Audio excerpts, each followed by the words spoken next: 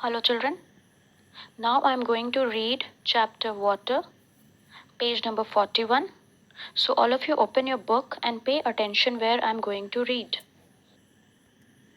First line. We all know that water is very important for all living things. You, me, plants, animals, birds, insects all need water. We can live without food for few days, but we cannot live without water. Now sources of water means from where do we get water? We all need water. Life is not possible without water. We get water from many sources. Now, natural sources of water. Rain is the main source of water. Rivers, lakes, and ponds are natural sources of water. Next is man-made sources of water, means which is made by us, by human beings. Rainwater also goes deep under the ground. We make wells, hand pumps, tube wells, dams, and canals to draw underground water, means to take out underground water. These sources are man-made sources of water. Now children, pay attention on the yellow box which is on the right hand side of the page. When the ice on the top of the mountain melts, it becomes water. Melted ice, water flows in the form of streams. Small streams join to form a big river. A hand pump is half natural and half man-made source of water, as underground water is brought back for us by the help of this source. Next is dams. Children, dam is a man-made source of water. A dam is a man-made barrier that blocks the flow of river water. This blocked river water is used for different activities such as irrigation, human consumption, and industrial use. This means that a dam is a blockage. It helps for blocking water. And later on, when water is stored, this water is used throughout the year when there is no water or less water for irrigation, that is for growing crops, human consumption, that is for drinking and other household purposes, and in industries, because in industries water is used in large quantity for different purposes. Now children, do you know how ice melts, or which is on top of the mountain? It is because of the heat of the sun. Yes, it melts because of the heat of the sun. And when it melts, it flows down and it joins small streams.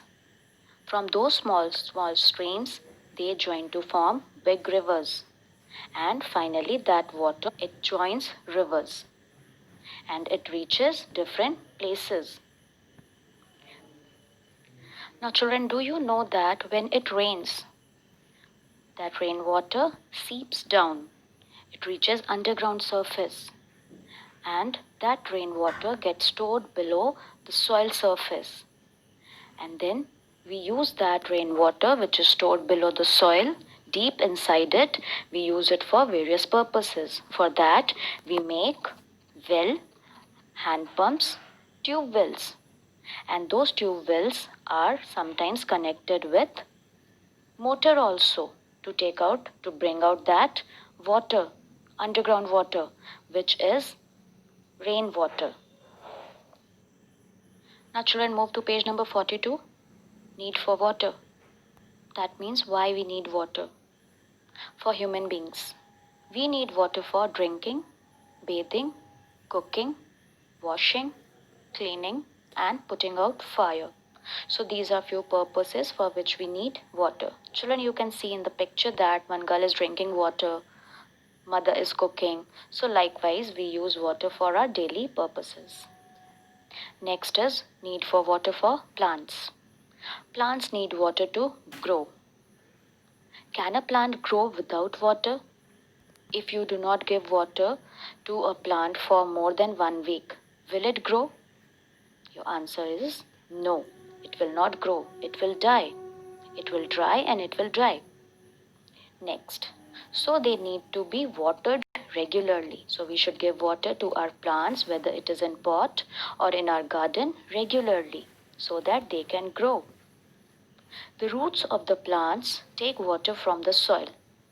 So, roots are parts of the plant which help the plant to take water, to absorb water from the soil and send it to different parts of the plant so that it can grow properly. Now, water for animals. Animals drink water. They need water to stay alive. As animals are living things, they are also like us. They also need food and water. So, they need water to drink and also to clean themselves. Whatever food they eat also contains some water. So, children, food also contains some water in some quantity. Now, children, I am going to explain the topic. What is water? Water is a precious natural resource. Now, what is the meaning of natural resource? Natural resource is that which we get from nature. It is natural. It is not man-made. We did not made it, but it is naturally in the environment. It is given to us by God. All living things need water for their survival. That is for living. We need water. Plants need water to prepare food, as we already discussed, that plants need water to grow. They need water to prepare food. And animals need water to drink and clean themselves. Children, you must have seen how birds also clean themselves in water. They also take a bath. Now, the various uses of water. Water is widely used for various purposes such as drinking, washing, bathing, cooking, cleaning, irrigation, that is in crops for growing crops, in fields, industrial purposes, that is in factories and industries for making different products. These are various activities for which we need water throughout day. Now next is sources. What are the various sources of water? Children, about 71% of the earth's surface is covered by water. Can you imagine? Our earth is having water, large quantity of water and very less land on which we live. The three main sources of water are rainwater, that is the main source of water, groundwater, that is wells, springs, and surface water, that is present on the surface of the earth, river, lake, pond, sea, etc. So these are various sources of surface water. Water is also present in ground as soil moisture. So between soil particles also, as space is there between soil particles, solid soil particles, water is present between that also. Next is forms of water. Water is present in three forms.